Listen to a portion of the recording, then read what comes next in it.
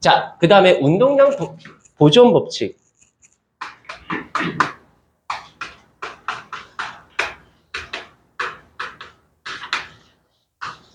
운동량 보존 법칙이라고 해서 얘 같은 경우는 어떤 거냐면 이런 거죠. 충돌 전 운동량의 총합은 충돌한 후에 운동량의 총합과 어떠하다? 반드시 같다.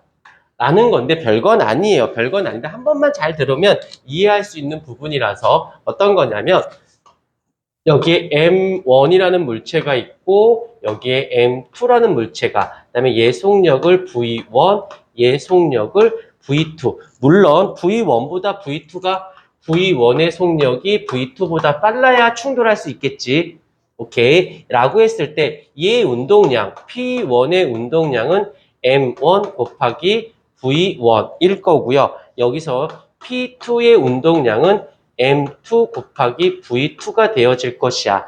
라고 했을 때 둘이 더한 값이 얼마인지는 모르겠으나 그 값이 P라고 할게요.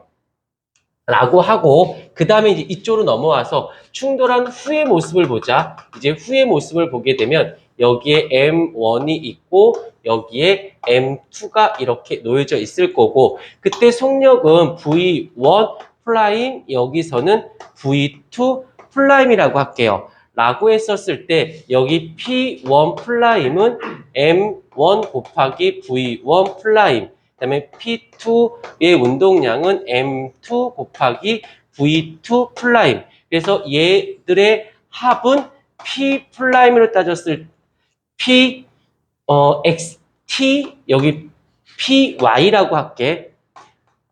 태용 미안합니다. 자, 라고 했을 때 이들의 합은 어때야 된다? 이들의 합은 같아야 된다.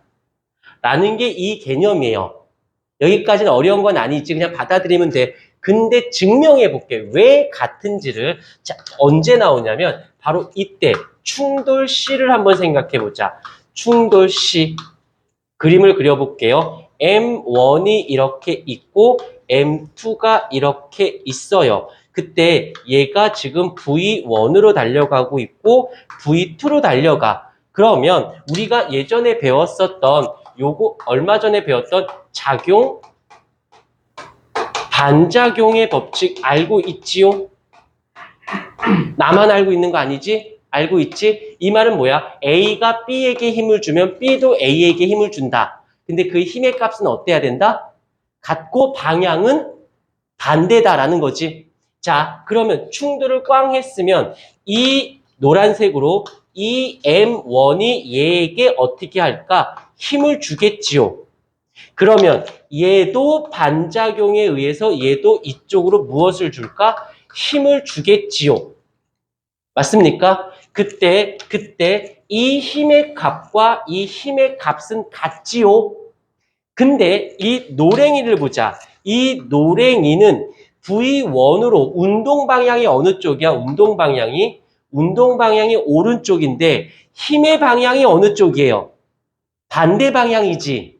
자, 다시 이쪽으로 와볼게. 얘를 F1이라고 칠 거고 얘를 F2라고 치자. 그러면 여기서 F1과 F2의 값은 같고 방향은 반대일 것이에요.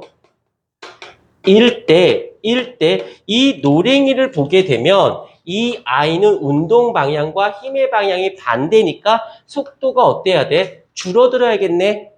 and 이 M2라는 물체는 운동 방향과 힘의 방향이 일치하죠. 그러니까 속도가 어떻게 될까? 늘어나겠지. 그러면 어찌됐건 얘 변한 거 아니야?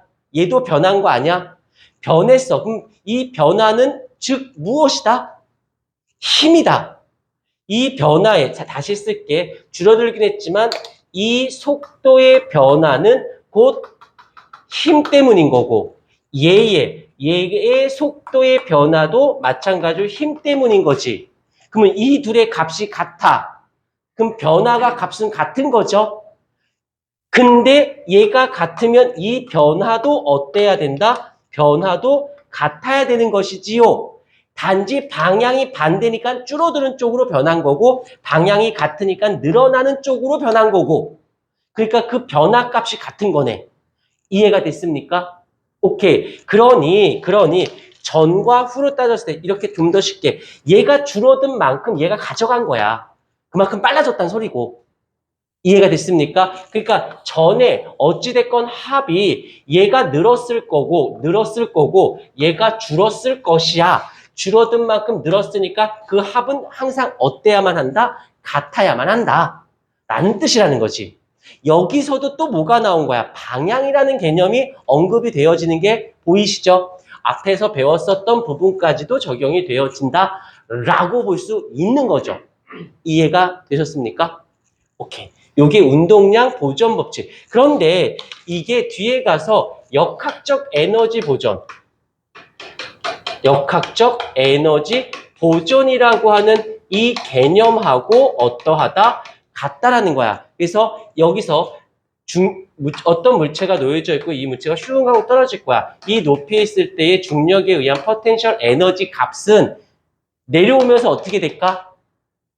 높이가 줄어드니까 내려오면서 감소하겠지요. 떨어지면서 점점점. 근데 떨어지면서 속도가 어떻게 되고 있어? 늘어나고 있죠. 그만큼 속도가 증가를 하고 있으니까 운동 에너지 값은 2분의 1 mv 제곱값은 어떻게 돼? 늘어나겠지요. 그럼 얘가 줄어든 만큼 얘가 그만큼 늘어나는 거죠. 그러다가 이 물체가 지면에 닿는 순간 높이가 0이잖아. and 그만큼 속도는 얼마가 돼? 가장 최대값을 갖겠지요. 그러면 얘는 이때는 여기 붙잡고 있으니까 여기 속도가 없는 거잖아. 그럼 둘이 더한 값은 여기서의 즉 mgh 더하기 2분의 1 mv 제곱하고 더한 값과 전과 후가 어떠하다? 같다라는 뜻이에요. 그러면 소재를 달리했을 뿐이지 접근 방법이 동일한 거 보이십니까? 그래요. 그래서 내가 운동량, 충격량이 약간 중간적 교량적 역할을 한다라고 했던 이유가 바로 이것 때문인 겁니다. 알겠습니까? 꺼주십시오. 필기해 주시고요.